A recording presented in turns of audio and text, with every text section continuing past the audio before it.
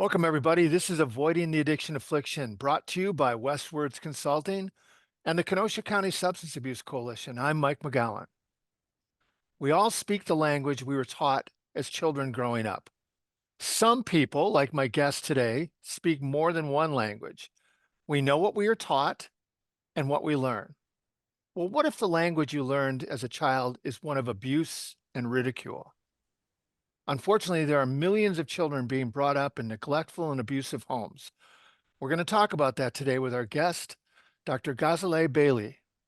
Ghazeleh is a certified therapist, couple therapist, supervisor, and trainer with a PhD in psychology. She is based in Berlin, Germany, and has a unique multicultural background and approach she uses to help people overcome childhood and generational trauma. Her work and research is focused on the healing power of emotion transformation and self-compassion. Welcome, Ghazeleh. Thank you, Mike, for having me. I'm so pleased that you could join us. It's morning here and afternoon there, so it works out just fine. And looks like sunny there, and it's also looks like it's gonna be a sunny day here.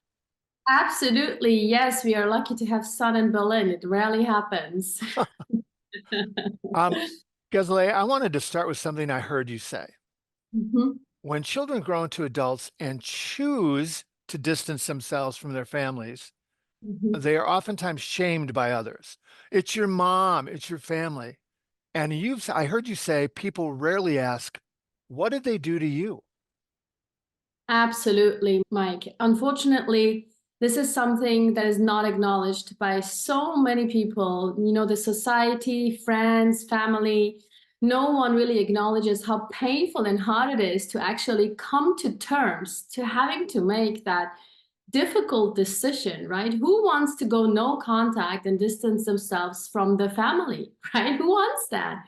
We hear what because we want to feel loved and connected, right? Who wants to spend Christmas alone? Or, I have clients who grieve about the loss of the parents who are alive. And it was such a difficult decision to make. But when you start this process of healing, you come also to terms in acknowledging and realizing how harmful some relationships are for you in your life. And sometimes these people who are harmful are unfortunately your parents or grandparents or brothers or sisters, right?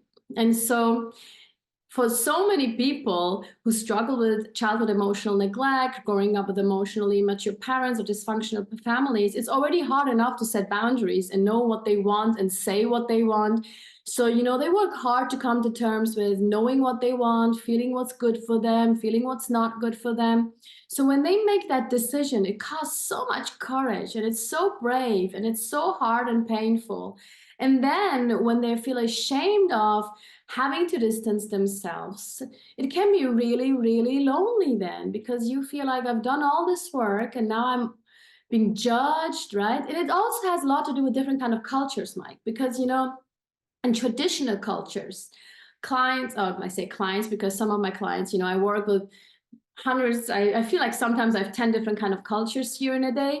So some people from traditional cultures, they have also much more responsibilities towards families, Mhm. such as sending money back home, right?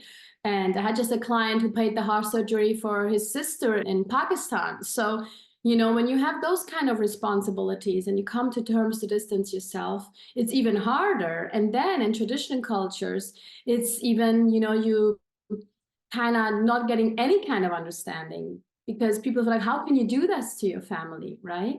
But more in individualistic cultures like the German one or the American one, where it's more about I live my life and it's more about the individual, it's more common that these things happen, right? But unfortunately it's not acknowledged the way it should be in our society. Well, and if you decide to distance yourself, normally people, when they go through a difficult time, their support system are the people who are closest to them. Well, you're also then distancing yourself from your born into support system. So where do you find support? Yeah. Well, Mike, unfortunately, not all parents are a support system. Yeah, we know. From dysfunctional families, your parents are not your caregivers, are not your support system, and you feel like kind of not accepted, not supported, not acknowledged, not appreciated, and you feel deeply lonely in the world. So you have to create your own support system. And sometimes we don't even know what a support system is. So we don't even know how to create a healthy support system. So we reach out and to people who are in the end are not good for us because we long for that connection, you know. We all want to belong to a certain group of people. We all want to feel like a part of something. And so if I don't feel a part, maybe I can get lost in religion, you know, in some religious groups or in some other, you know, groups that are just, you know, I don't know, just not good for me, right? Because I long for that connection and the support. Evolutionary, Mike. We're not meant to be alone in this world. We couldn't survive alone in this world, right? We had to belong to a group to survive. What are some signs growing up that your parents were bullies? That's so many, you know. Unfortunately, parenthood is really, really hard. And if I say that now, parents might think like, my gosh, I'm going to do everything wrong. Okay. But as a mother, I know how hard it is. And every minute you think like, was this right? Was this wrong? Right. But there's some basics, right? Anything that could leave you feeling ashamed, make you feel like criticized, compared, kind of not appreciated, not accepted for who you are, left you feeling lonely, not good enough, worthless, or even in fear is a bully. The parent that gives you a silence treatment when you did something wrong, that's a bully. The parent that compares the siblings, that's a bully. The parent that comes home drunk and, you know, shouts at you, it's a bully. If you have to take on responsibilities that were not meant to be for you and you get ashamed for that, that's a bully. If you feel like I, you know, constantly have to prove myself, every little mistake is going to be criticized, that's a bully, right? So it's a broad range of attitudes and behavior, but if you cut it down, it has a lot to do with, I mean, what do we want? I mean, Gabo Mate's work is based on that, right? We all long for authentic love and connection. So what does the child want? Am I loved for who I am? Am I loved authentically? And if that has been crashed through, you know, parental attitudes and behaviors or the way they've been talked to these children, that's a kind of bully, right? And I used specifically the word bully in my videos Yeah. because you emphasize, you know, the pain in it. You know what it's like to be bullied at school. I was bullied in elementary school. I still feel the pain, right? So you know what it's like. You want to belong to a peer group. And then, you know, you don't kind of, you're not allowed to play in this soccer game, or, you know, nobody talks to you and you're all alone and feel like you don't belong. And you ask yourself, what's wrong with me, right? It's the same in the family. It's the same feeling of being bullied that leaves you feeling what's wrong with me and leaves you feeling painfully lonely in the world. You know, if I'm speaking in English, right? And I took 5 years of Spanish in high school and college, but I can't speak it because I didn't hang around with people who spoke Spanish. Mhm. And you just alluded to something like that is if you're growing up in an abusive environment, do you then automatically gravitate towards abusive relationships because it's what you know? Mhm. Well, that's what a lot of people experience, right? Because you don't know what a healthy relationship is. And you don't know what's normal or not. You know, you use this example, and I like that because I work a lot with expats in Berlin, and they come from all over the world. And some of them come, for example, from Asian countries where people don't talk so much about, yeah, kind of emotions, or like, you know, they don't show vulnerability, and they come to Berlin and then people are very vulnerable all of a sudden, or talk about their feelings. They get confused. And then they ask themselves, so what did I miss? And then you ask yourself, what's normal? And then you question it, right? Or in some societies, still hitting children is part of, yeah, part of how you raise children. It's normalized. But then they move to other countries and it's not normal. So, you know, you don't know what's normal as long as you grew up in a family that normalized certain behaviors that are maybe criminal even and not normal, right?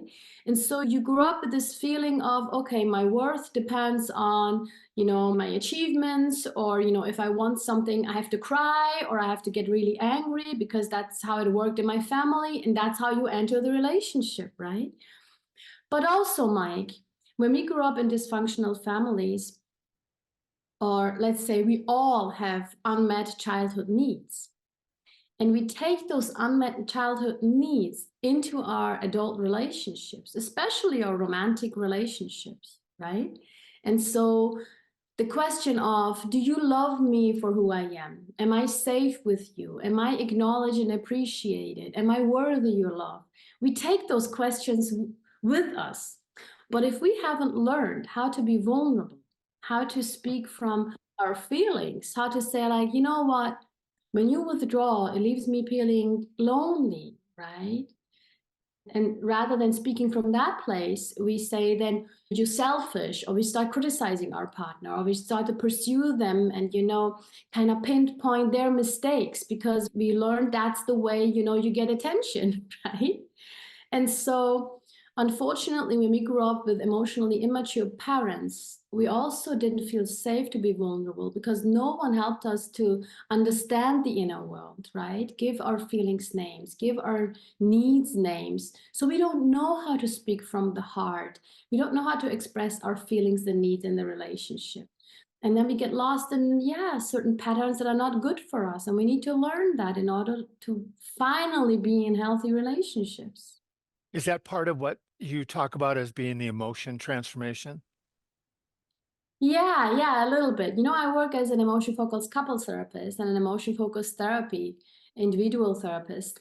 And what we do in emotion focused individual therapy is we have this theory that there are certain maladaptive emotions that we carry from our childhood into our adulthood, such as maladaptive loneliness. It's a kind of sense of feeling you're not alone, but you always feel lonely in the world, right? Or maladaptive shame because you were criticized as a child a lot, or maladaptive fear because you grew up with a violent parent, right? And you're constantly on alert. So we help people to transform those feelings, those lingering feelings that define their attitude, their behavior, to transform those feelings into more adaptive, helpful emotions. And we know more now that adaptive, helpful emotions are adaptive anger, a healthy anger, and self-compassion. So we help clients to change those painful feelings that kind of define their behaviors and relationships into more adaptive emotions, such as, like, so many people don't know what healthy anger is. They were never allowed to be angry, right? Or if you didn't receive compassion, you don't know how to have compassion for yourself. And we help clients to transform those old feelings into adaptive anger or self-compassion, depending on, what the client needed and missed and didn't have. And so in couples therapy, those maladaptive emotions, we get triggered with them, right? If I have this lingering feeling of always being lonely in the world, I feel lonely in my relationships, right? So when my partner wants time for himself or herself, I feel immediately deprived or rejected or not wanted, right? Or when I feel ashamed and unworthy, I never feel acknowledged and appreciated. And then we get triggered and then we react. So in order to be in healthy relationships, I need also a lot of self-awareness and a lot of tolerance for my own feelings. So I can sit with them and say, like, okay, this is what's happening right now. This is this old feeling that is coming up. And now I can see myself reacting to this, and to stop, pause, it's in the pause where the freedom is, right? To pause for a moment and then speak from that place and say, okay, this is how I feel and this is what I need. And I can reach out from that place to my partner. And I help couples to navigate from that vulnerable place rather than getting lost in criticism and, avoidance and withdrawing. That I love that, and it seems like that would be terrific if person A comes together with person B. But if I'm trying to make that change and I try to do that with my family of origin, man, they work overtime to not change. Do you think? Yes, yes. And one of the also most difficult parts in healing is the acknowledgement that our parents, our family is not going to change. That. Accept that, right? This acceptance and letting go of that yearning for them to finally see you, to finally acknowledge you, to finally accept you, right? To let go of that and then see what kind of a relationship can I have with them if I let go of that need, and where can I get my need met, partially by myself, partially by other people in my life, right? But this yearning, Mike, is one of the reasons people go back to dysfunctional family patterns, because we all yearn for that love, for that connection, for that acceptance by our parents. So we yearn and go back, and we yearn, then we get rejected and we feel disappointed, right? And then the more we feel disappointed, the more we feel frustrated and angry, and then we react from that anger. But finding that peace within us means also, God, as much as I want this, I will never get this. But it can be also very peaceful to let go and grieve what you deserve to have, but you will never have. And then rebuild a new relationship with your parents. Based on what you can get. Absolutely. And based on what you can't get.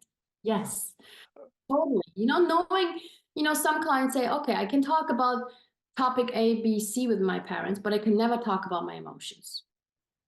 Well, then talk about ABC and talk with your emotions with someone else, right? I always like to have this exercise, this image of saying goodbye to the desired image of a parent, right?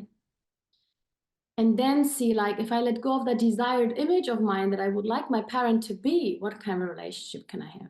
It's the same in our romantic relationships, Mike. You probably know as good as I know what it's like if you want to change your partner. I mean, most couples come here because they want to change their partner, right? Yep. Sometimes when we accept our partner, it's hard to accept because I know if I accept my partner, then that means also maybe I need to acknowledge my partner can give me what I need, right? And then maybe that means this relationship is not going to work out, right? Or we need to really go and get help, or we need to find other ways to be with each other. And so acceptance means also comes often with grieving, right? Because you need to let go of something maybe you can't get. Well, and it also means if you can't give me everything I need, and we're both aware of that, then it's okay for me to look for what I need in other relationships, which can be really threatening to the other person as well. Yes, absolutely. Yes, totally. That's also, you mean other person in a romantic relationship now? Or, yeah, I mean, that's a threat for the relationship, right? But it means also maybe how can I give it to myself? Or how can I work with my partner? And there are different kind of needs. Some needs are essential, right? Such as like the need for safety or the need to really feel loved, connected, seen, right? Some needs are negotiable.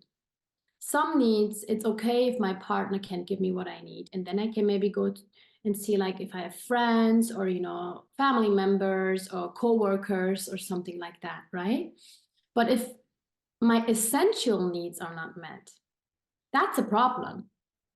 And so if my essential needs are not met, that's the moment maybe I reach out to an affair, right? Because it's essential. You want to feel special, you want to feel loved, you want to feel you matter to your partner, right?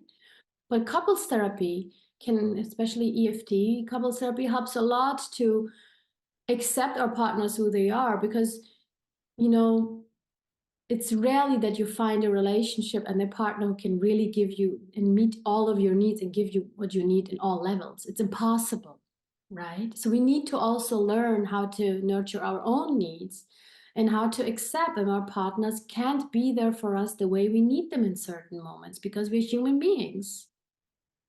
I'm thinking if as people begin to change, it's amazing how people that know nothing about what's going on have an opinion about it. Mhm. We have a lot of public figures, people who live in the public who make a decision I'm Mhm. thinking right now, this sounds terrible, of the British royal family, right? Prince Harry, for his own health, he defines it, moves away.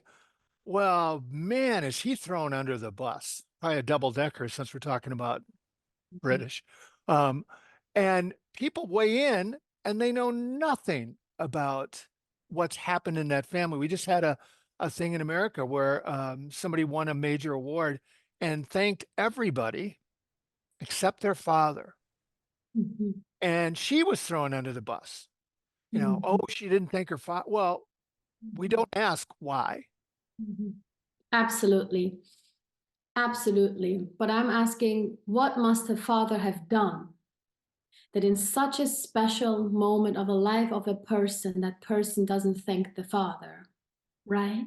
How painful must that be not to thank your father in that moment? Mm.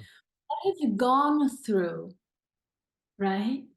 That you have to make that horrible, hard, difficult, painful decision not to thank him in that moment, right? How much have you suffered to make that decision, right? And so no one asks that because there is this myth, it's your family, so you have to love your family, you have to be thankful to your family. But this myth is killing people's healing, right? Because they go back to family patterns that are not good for them, such as, when you struggle with addiction, it's not good when you go back to a system that caused you addictive behaviors, right?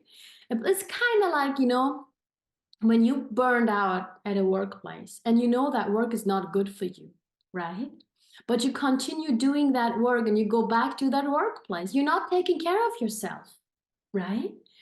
It's the same. When you get burned out in your family and it's not nothing else is really working and they're not changing, then you have to take care of yourself and you have to set healthy boundaries. As hard and painful it is. And I wish the society would acknowledge that these decisions are really, really difficult. No one does this decision in an easy way. And even healthy boundaries then can be painful to set. Absolutely, absolutely, yes, especially because, sometimes boundaries are seen as selfish or like, self-indulging. It's the same with this, many people don't really see self-compassion as something positive. They might see self-compassion as something selfish, right? Or self-indulging. But self-compassion and, adaptive anger that comes with healthy boundaries are crucial for ways of taking care of ourselves. It's stunningly fascinating. The phrase I use with people all the time is don't look for ice cream in the closet. We don't keep it there. You used the workplace example before. I'm amazed at the number of people who look for appreciation from a boss who's never shown it to anybody and is unlikely to show it in the near future. And what do? They work hard, right? They Yeah. push Right. themselves. They work hard and they work hard and they work hard and they work hard because they yearn for that, right? But that yearning is the same one that you want to have it from your mother or your father. So, this acceptance, Mike, not only works for family, but, accepting that somebody can give you what you need works for all our relationships, right? It can be very peaceful. I know this is a lifetime task, Mhm. but how do I know when I'm finally close and I'm on the right track? What does recovery look like? Mhm. That's a really, really good question because recovery can be so individual, right? There is not one path that works for everyone. But we know, meanwhile, through research, that certain aspects of recovery are very common and helpful for most people.